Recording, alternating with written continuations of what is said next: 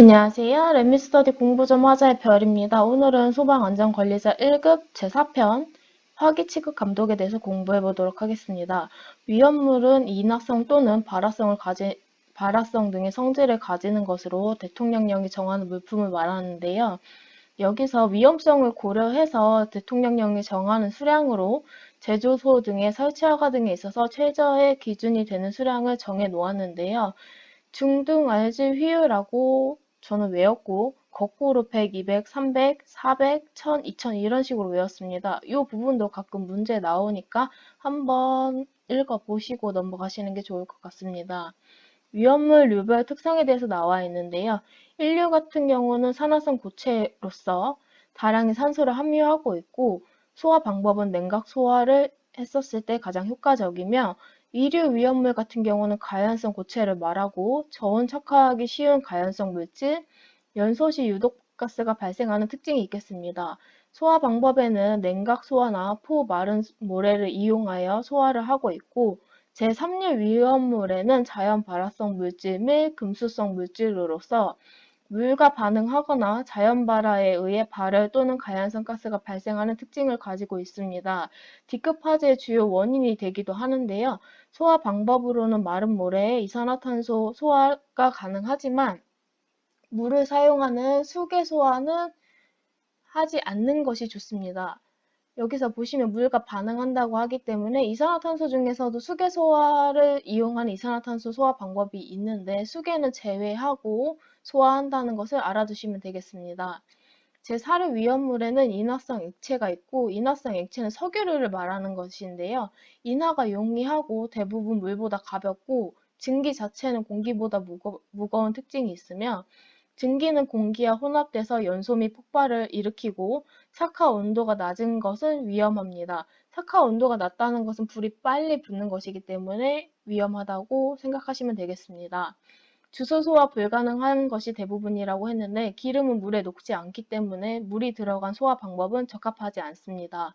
B급 화재의 원인이 되며 소화 방법으로는 소량 화재에는 이산화탄소나 분말 소화를 이용하고 대량 화재에는 포나 폼을 이용한 소화 약제를 사용한다는 것을 알아두시면 되겠습니다.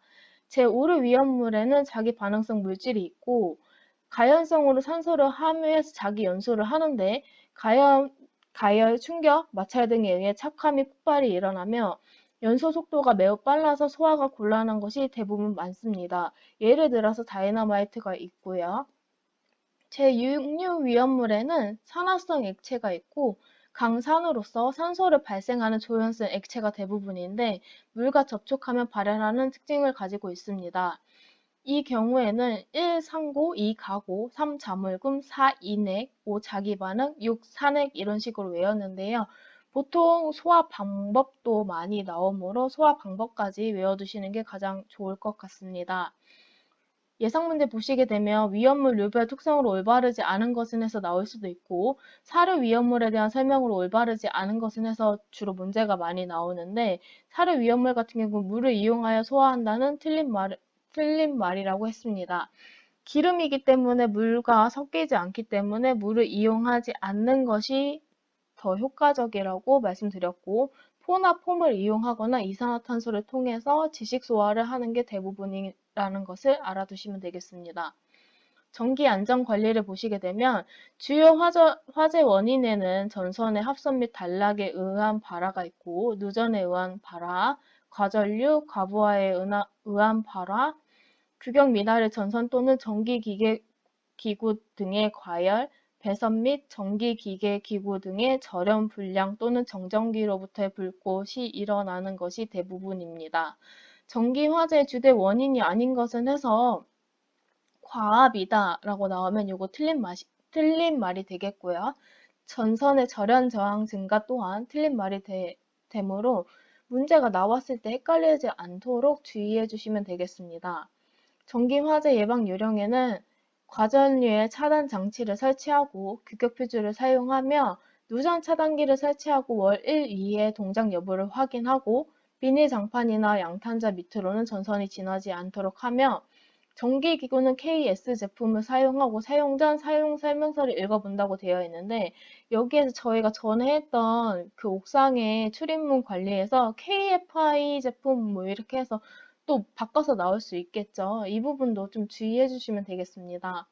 연료가스의 종류와 특성에는 LPG와 LNG로 나누며 이게 증기가 1보다 클 경우와 증기가 1보다 작은 가스로 나뉘는데 비중 같은 경우는 액화석유가스에는 좀 더 무겁기 때문에 낮은 곳에 체류를 하고 누설 경보기는 증기가 밑으로 내려오기 때문에 수평거리 4m 이내, 무거우니까 천천히 움직이겠죠. 4m 이내로 해서 탐지기의 상단이 내려왔을 때를 생각해서 바닥면에 상방 30cm 이내에 설치하는 것이 가장 효과적입니다.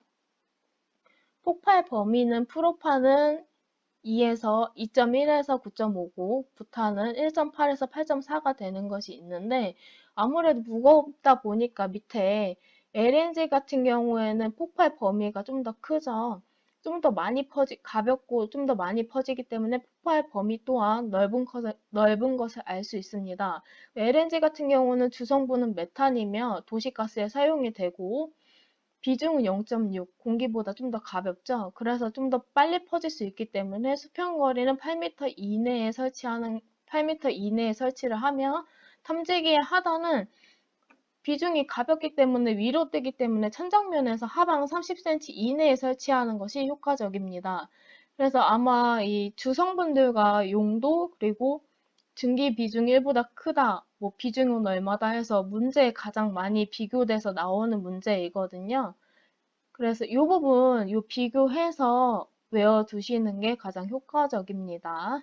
그래서 예상 문제 보시면 증기 비중이 1보다 큰 가스 또는 작은 가스에 대한 설명으로 틀린 것은 해서 문제가 나올 수 있거든요. 이 부분 주의해서 암기하시면 되겠습니다. 내용은 작지만 그래도 외울 것이 조금 있기 때문에 한 번 더 읽어보시고 이해를 완벽하게 하시는 게 도움이 되겠습니다. 오늘도 수고하셨습니다. 감사합니다.